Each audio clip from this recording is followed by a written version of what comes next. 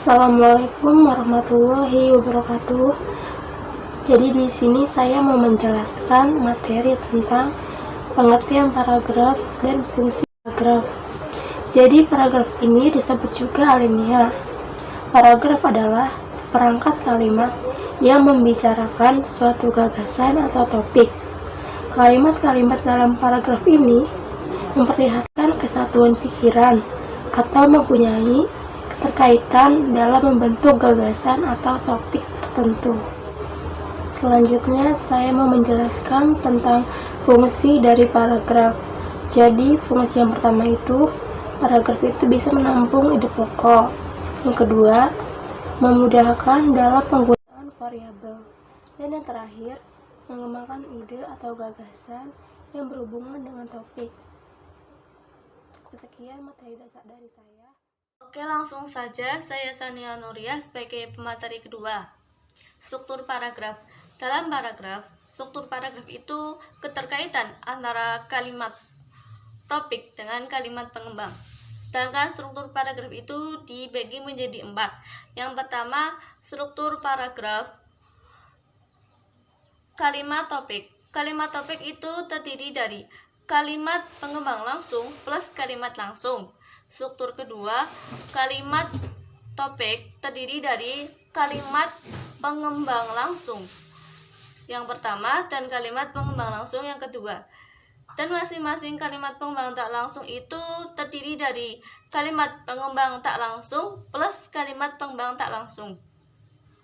Yang struktur ketiga yaitu kalimat pengembang langsung plus kalimat pengembang langsung menjadi kalimat topik. Dan struktur keempat, kalimat pengembang tak langsung plus kalimat pengembang tak langsung menjadi kalimat langsung. Kemudian yang kedua juga kalimat pengembang tak langsung plus kalimat pengembang tak langsung menjadi kalimat pengembang langsung dan menjadi kalimat topik. Nanti bisa dipahami yang ada di makalah ya. Terus ciri-ciri paragraf. Yang pertama, kalimat paragraf itu mencorong 5 ketukan spasi. Dan ciri-ciri yang kedua, paragraf itu menggunakan gagasan pikiran utama. Dan ketiga, setiap paragraf itu menggunakan kalimat topik. Dan selebihnya itu menggunakan kalimat pengembang yang ada pada struktur paragraf tadi. Terima kasih. Baiklah, perkenalkan nama saya Juhairiyah, NIM 2119085, akan melanjutkan materi berikutnya yaitu jenis paragraf dan pola pengembangan paragraf. Jenis paragraf ada 5 yaitu 1. Paragraf deduktif, yaitu paragraf yang kalimat utamanya terletak di awal paragraf. Kedua, paragraf induktif, yaitu paragraf yang kalimat utamanya terletak di akhir paragraf. Ketiga, paragraf deduktif induktif, yaitu paragraf yang kalimat utamanya terletak di awal dan akhir paragraf. Keempat, paragraf interaktif, yaitu paragraf yang memiliki kalimat utama yang terletak di tengah paragraf. Yang kelima yaitu paragraf yang tidak memiliki kalimat utama. Dalam paragraf belum tentu memiliki kalimat utama, namun bukan berarti tidak memiliki pokok pemikiran. Pembaca harus membaca seluruh paragraf agar menemukan gagasan pokok. Yang selanjutnya yaitu pola pengembangan paragraf. Pola pengembangan paragraf sendiri ada 10 macam, yaitu pola pengembangan dengan contoh, pola pengembangan dengan definisi, pola pengembangan dengan perincian, pola pengembangan dengan ilustrasi, pola pengembangan dengan kronologi, pola pengembangan dengan sebab akibat, pola pengembangan dengan perbandingan, pola pengembangan dengan repetisi, pola pengembangan dengan klasifikasi, dan pola pengembangan dengan antologi.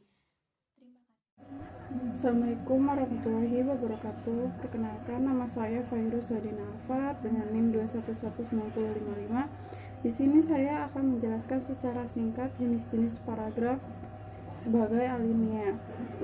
Jadi yang pertama itu jenisnya menurut fungsinya. Yang pertama itu sebagai alinea pembuka, yang kedua itu alinea pengembang atau isi, Yang ketiga itu alinea penutup.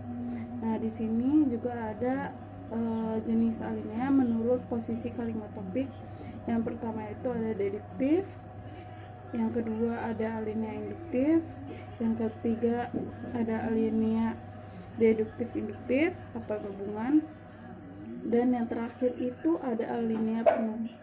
Nah, ada satu lagi yaitu alinea berdasarkan sifat isinya. Yang pertama itu ada persuasif atau yang berisi ajakan, argumentasi berisi pembahasan mengenai sesuatu.